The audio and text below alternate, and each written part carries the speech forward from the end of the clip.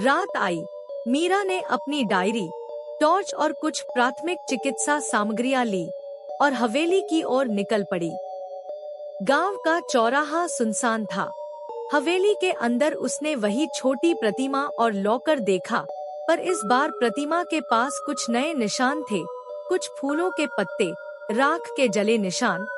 फिर अचानक हवा में ठंडक बढ़ी और एक नाजुक सी आवाज आई। क्यों? मीरा ने जवाब दिया।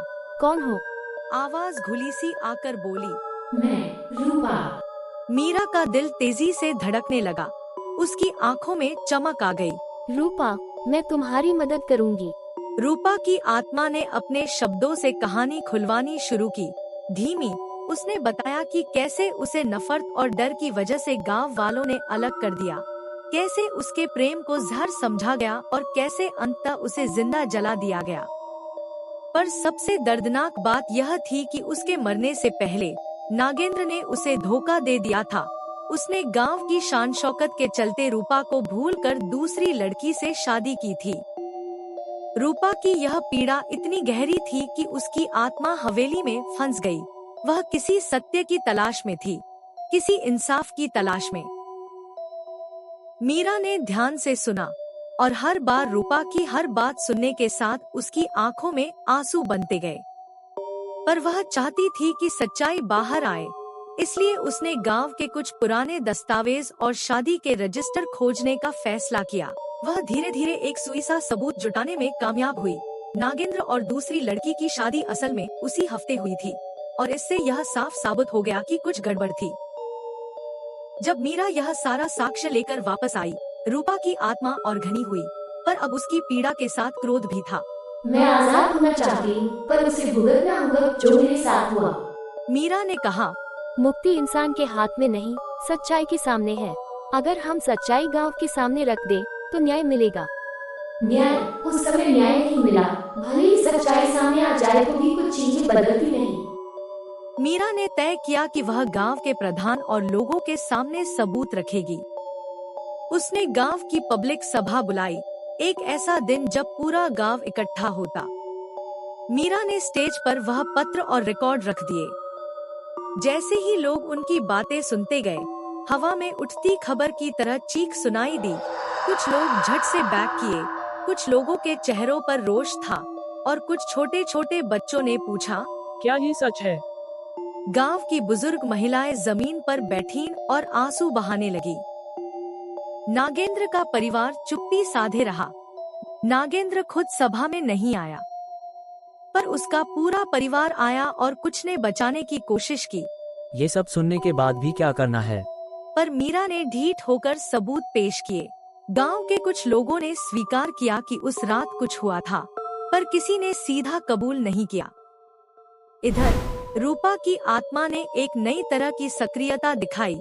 रात में हवेली की छत पर चमकने वाली परछाई बनकर वह अपने दर्द की कहानी बार बार सुनाती, पर धीरे धीरे उसकी आवाज में शांति भी आनी शुरू हुई।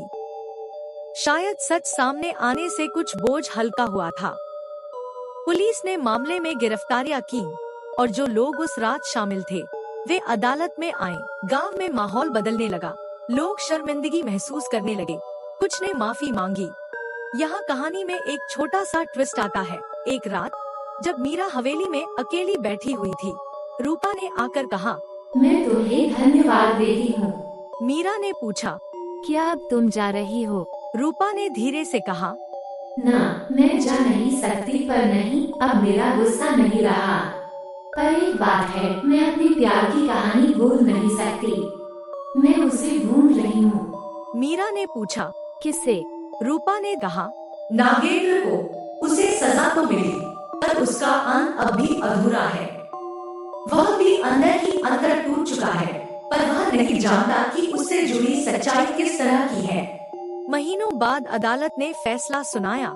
दोषियों को सजा मिली और नागेंद्र के परिवार को सार्वजनिक रूप से माफी मांगनी पड़ी। पर नागेंद्र खुद कभी सार्वजनिक रूप से नहीं दिखा। पर हर शाम जब हवेली की ओर सूरज ढलता, रूपा की तस्वीर जैसी परछाई दिखाई देती, पर वह अब डरावनी नहीं थी। उस पर एक उदासी अनुकूल थी। समाप्ति की ओर आते आते मीरा ने जाने कब देखा कि गांव के लोग देखे तो पाया कि हवेली के ऊपर से धुंध सी फैल रही थी और फिर अचानक मध्यम होकर उड़ गई।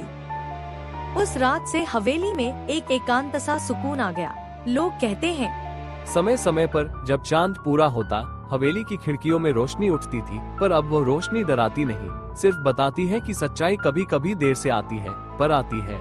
मीरा ने अपनी डायरी में वह सारा वर्णन लिखा, रूपा की कहानी, दादू के किस्से। वह अब बड़ी होकर कहानीकार बनना चाहती थी। वह चाहती थी कि उसकी कहानियाँ ऐसी हों जो बदलाव ला सके। कभी कभी गांव के बच्चे कहते, रात में हवेली के पास खेलते हुए दूर से एक हल्की सी हंसी सुनते हैं, पर अब वो हंसी डराती नहीं, वो मानो भविष्य में आने वाले बच्चों की सुरक्षा का आवाज है, जैसे कोई कह रहा हो, सच का साथ देना, झूठ को न बचाना। रूपा की आत्मा शायद पूरी तरह चली गई थी या कहीं और बह रही थी, पर गांव का हवेली अब सुरक्षित महसूस करती थी। और इस तरह बनौरा की वह पुरानी हवेली, जहां एक समय दर्द और अन्याय बसा था, अब एक सबक बनकर रह गई कि किसी के दर्द को सुनना कितना जरूरी है।